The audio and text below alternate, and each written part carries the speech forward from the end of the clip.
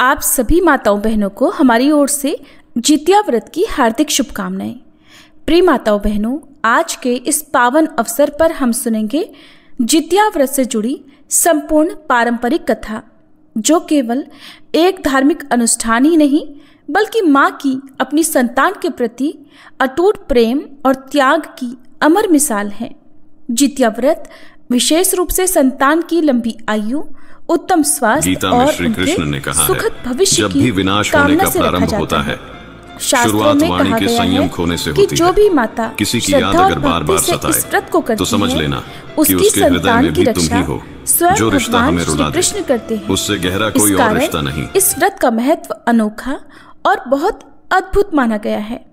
प्रिय माताओं बहनों, इस व्रत को जीवित पुत्रिका व्रत भी कहा जाता है।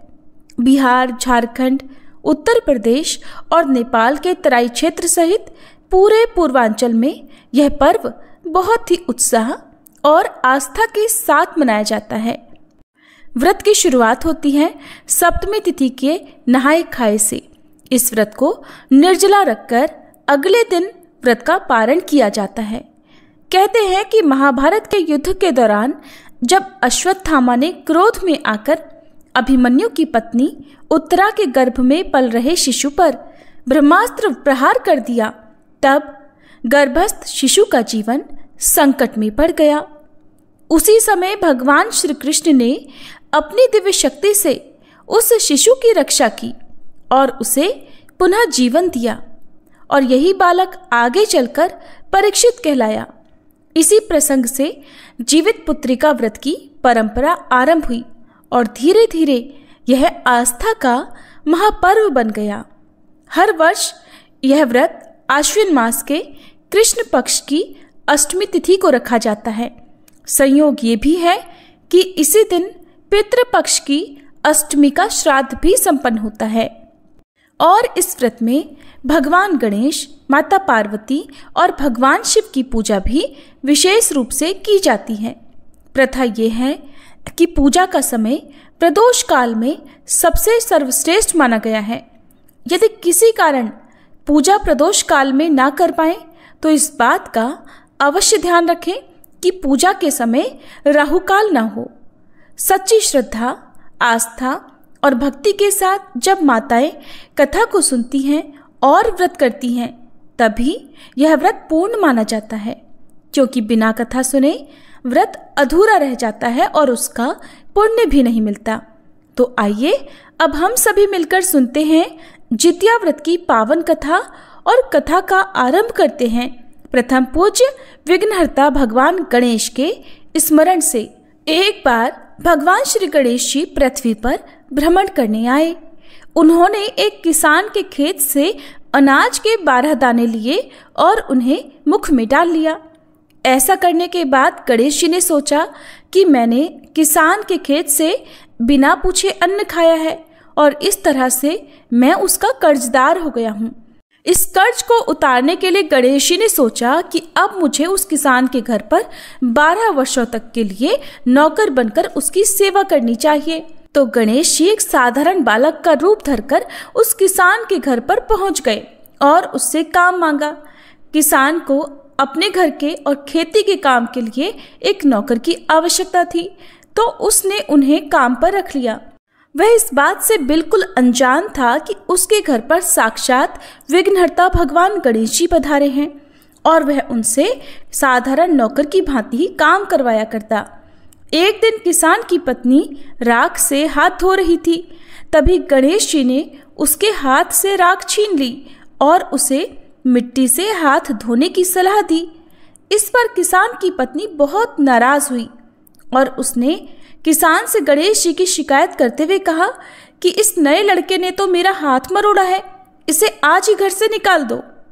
किसान ने पत्नी की बात सुनकर बालक गणेश से इसका कारण पूछा, तो उस बालक ने उत्तर दिया कि राख से हाथ धोने से घर की रिद्धि सिद्धि का नाश होता है, जबकि मिट्टी से हाथ धोने से घर में रिद्धि सिद्धि आती है।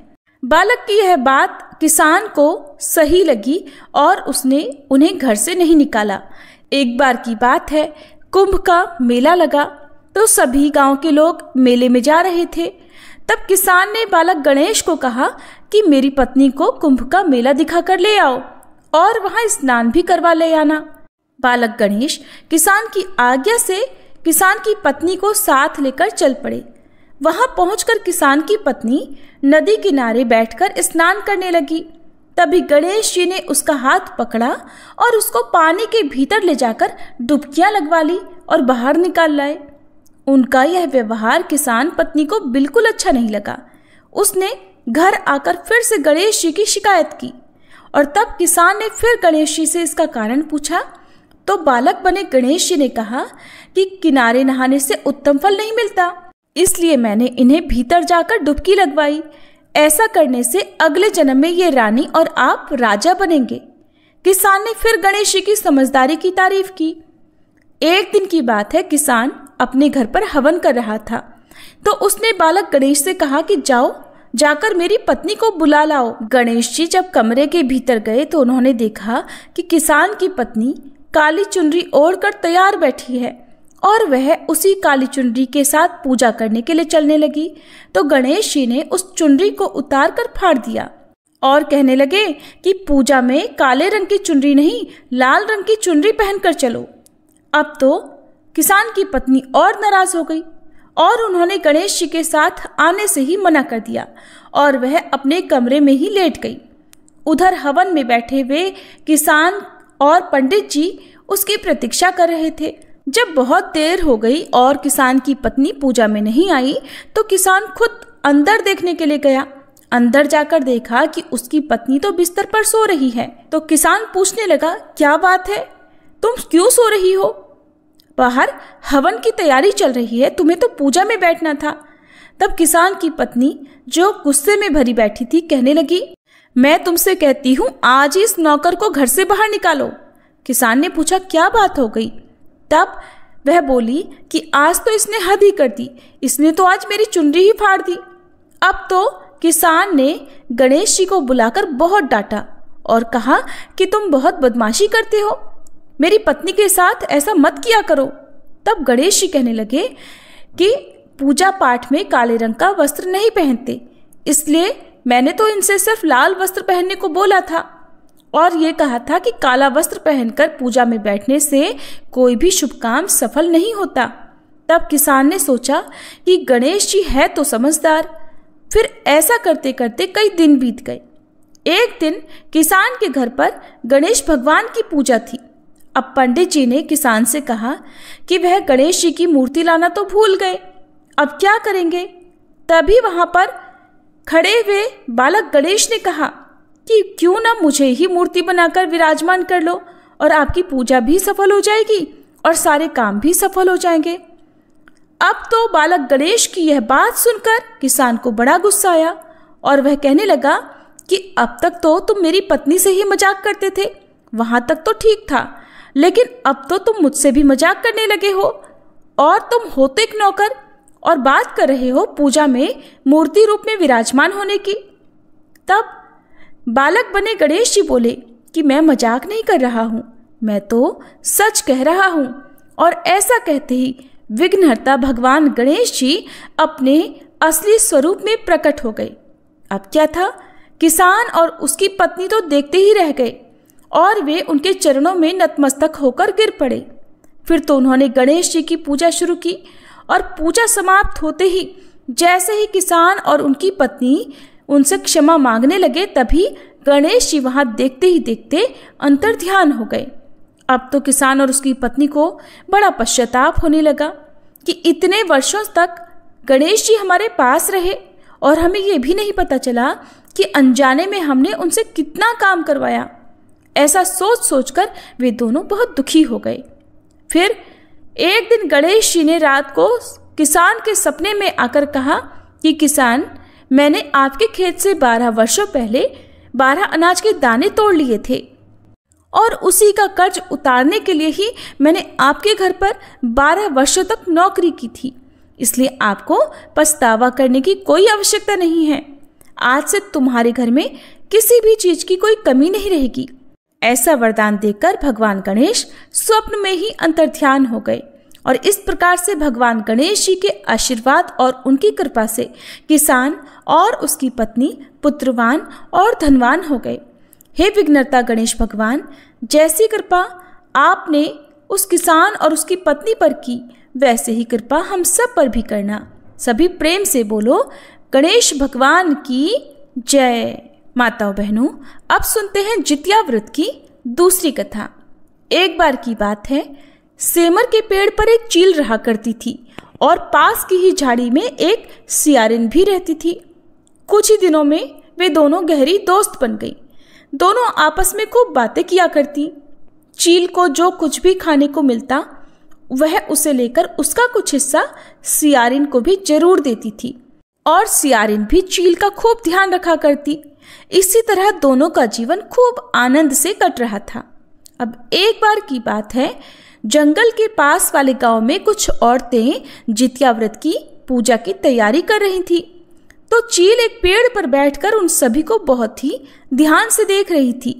अब उसने अपनी प्यारी सखी सियारिन को भी ये बताया।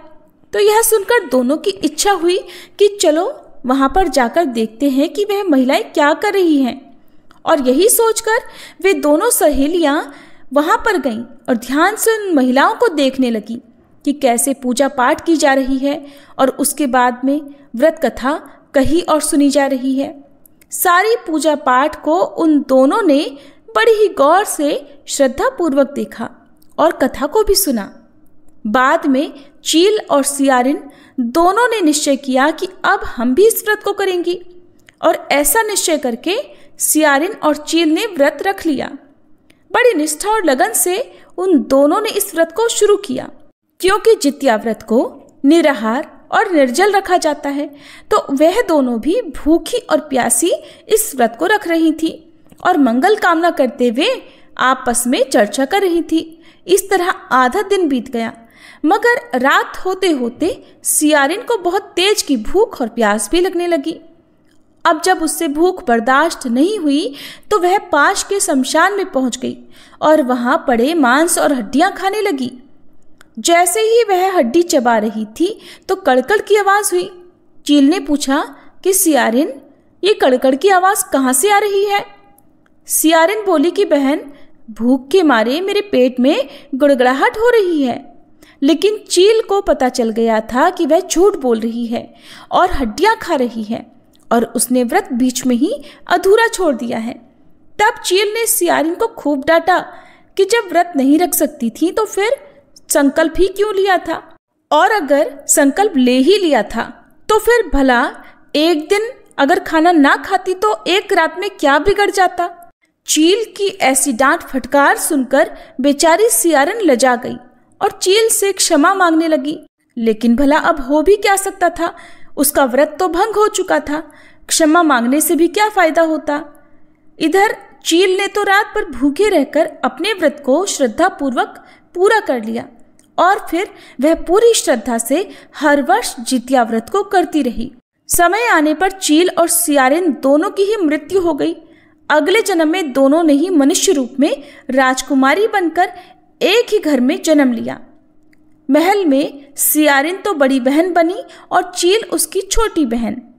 समय के साथ वे दोनों बहनें सयानी हो गई तो राजा को उनके विवाह की चिंता हुई और फिर सियारिन का विवाह तो एक राजकुमार से कर दिया गया, जबकि छोटी बहन जो चील थी उसका विवाह राज्य के मंत्री पुत्र से हो गया। कुछ और समय बीतने पर सियारिन जब भी गर्भवती होती और जब भी उसका बच्चा होता तो कुछ ही समय में उस बच्चे की मृत्यु हो जाती। उधर उसकी छोटी बहन को भी बच्चा होता तो वह बहुत ही स्वस्थ और तंदुरुस्त होता और वह जीवित रहता। अब तो बड़ी बहन बार बार अपने बच्चों को खोने के दुख से बहुत ही दुखी रहने लगी। साथ ही साथ उसे अपनी छोटी बहन से भी ईर्ष्या होने लगी। वो तो ये सोच सोच कर कुढ़ती रहती थी कि उसके बच्चे तो होते ही मर जाते हैं और जबकि उसकी छोटी बहन के बच्चे क्यों जीवित रहते हैं। अब वह किसी भी तरह से अपनी छोटी बहन के बच्चों को मरवाना चाहती थी, तो उसने एक बार कुटिल चाल चलकर अपनी छोटी बहन के बच्चों के सिर कटवाकर उन्हें एक डिब्बे में बंद कर दिया और ये सोचकर बहुत ही खुश हुई कि अब तो मेरी छोटी बहन भी मेरी जैसी ही हो गई है। लेकिन कुछ ही देर बाद एक आश्चर्य हुआ। उसने क्या देखा कि उसकी छोटी बहन के बच्चे तो माँ माँ करते हुए महल में दौड़ रहे हैं। ये देखकर वह हैरान हो गई और जाकर जिस डिब्बे में उनके सिर काटकर उसने बंद कर दिए थे, उस डिब्बे को खोलकर देखा तो वह हैरान रह गई, क्योंकि उस डिब्बे में बहन के बच्चों के सिर नहीं बल्कि मिठाई पड़ी थी। अब तो उसने बहुत बार और भी उन बच्चों को मारने का प्रयास किया, लेकिन जितिया व्रत के पुण्य प्रताप से उसकी छोटी बहन के बच्चे हर बार जीवित रह जाते थे। और जब उसने देखा कि वह बच्चों को मारने में सफल नहीं हो पा रही है, तो उसने अपनी छोटी बहन के पति को भी मरवाने का कई बार प्रयास किया। लेकिन छोटी बहन पिछले जन्म में और इस जन्म में भी जितिया व्रत रखती थी, और इसी कारण से उसके बच्चे और उसके पति हमेशा उसकी कुटिल चालों से बचे रहे और उनकी सदैव रक्षा होती रही। एक दिन बड़ी रानी ने देखा कि उसकी छोटी बहन सज धज कर पूजा की थाली लेकर कहीं जा रही थी, तो उसने पूछा कि बहन, तुम कहाँ जा रही हो? तब उसने बताया कि मेरा आज जितिया का व्रत है। अब अपनी छोटी बहन की बात को सुनकर वह बोली कि इस व्रत को तुम क्यों रख रही हो और इस व्रत को करने से कौन सा फल मिलता है? तब छोटी बहन बोली कि बहन, इस व्रत को करने से निसंतान को संतान सुख मिलता है, और जिनको संतान है उन्हें आरोग्य जीवन और लंबी उम्र का आशीर्वाद मिलता है। भगवान श्री कृष्ण उनके बच्चों की रक्षा करते हैं। और इस तरह व्रत का महत्व बताते हुए वह अपनी बड़ी बहन से बोली कि बहन, मैं तो कहती हूँ कि तुम भी जितिया का व्रत रखा करो, इससे एक दिन तुम्हारी गोद अवश्य ही भर जाएगी। अब तो अपनी छोटी बहन के मुख से ऐसी बात सुनकर उसे अपनी भूल का आभास हो गया कि मेरी छोटी बहन मेरी सूनी गोद की चिंता करती है और मैं उसी की गोद को उजाड़ने पर तुली हुई हूँ। तो वह हाथ जोड़कर रो रो कर अपनी बहन से माफ़ी मांगने लगी और उसने अपनी बहन को सारी बात बता दी। लेकिन उसकी छोटी बहन बहुत दयालु थी। उसने अपनी बड़ी बहन को क्षमा कर दिया और उसे अपने साथ पूजा करने के लिए लेकर गई और वहां जाकर जितिया व्रत की विधि विधान से पूजा की और व्रत रखवाया। व्रत की कथा सुनाई। व्रत के प्रभाव से रानी ने 9वें महीने में बहुत ही सुंदर पुत्र को जन्म दिया। फिर तो वह पुत्र जीवित रह गया और दीर्घायु को प्राप्त हुआ। अब वह दोनों बहनें हंसी खुशी महल में रहने लगी और हर साल जितिया व्रत रखने लगी। सभी बोलिए कृष्ण भगवान की जय। प्रिय श्रोताओं, अब जितिया व्रत की तीसरी कथा को भी सुनते हैं। एक बार गंधर्वों के एक राजकुमार थे जिनका नाम था जीमूतवाहन। वे बड़े ही उदार और परोपकारी थे। जीमूतवाहन के पिता ने वृद्धावस्था में वानप्रस्थ आश्रम में जाने से पहले राजकुमार जीमूतवाहन को अपनी जगह राज सिंहासन पर बिठाया, किंतु इनका मन राजपाट में बिल्कुल भी नहीं लगता था।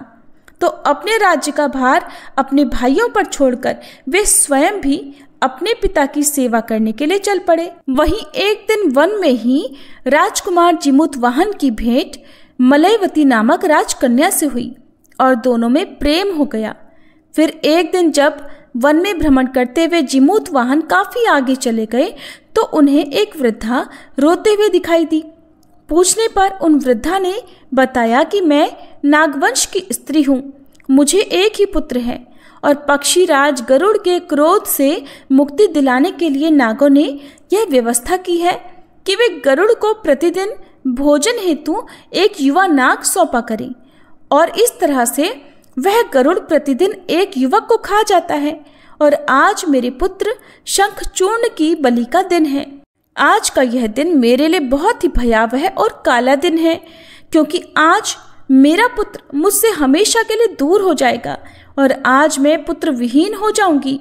और एक स्त्री के लिए इससे बड़ा दुख क्या होगा कि उसके जीते जी उसका पुत्र ही ना रहे।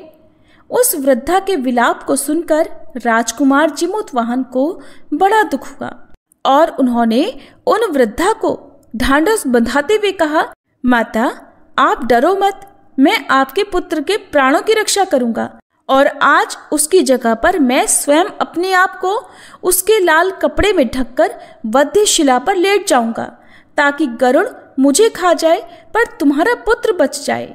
ऐसा कहकर जीमूत वाहन ने शंखचूर्ण के हाथ से लाल कपड़ा ले लिया और वे उसे लपेटकर गरुड़ को बलि देने के लिए चुनी गई वध्य शिला पर लेट गए।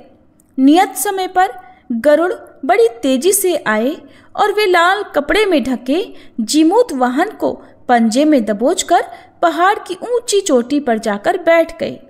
अब गरुड़ ने अपनी तीखी कठोर चोंच का प्रहार किया और राजकुमार जीमूत वाहन के शरीर से मांस का बड़ा हिस्सा नोच लिया। इसकी पीड़ा से राजकुमार की आंखों से आंसू बह निकले, लेकिन उन्होंने अपने मुख से बिल्कुल भी आवाज नहीं निकाली। अपने पंजे में जकड़े प्राणी की आंखों में से आंसू लेकिन मुंह से बिल्कुल भी आवाज न सुनकर गरुड़ बड़े आश्चर्य में पड़ गए, क्योंकि इससे पहले ऐसा कभी नहीं हुआ था।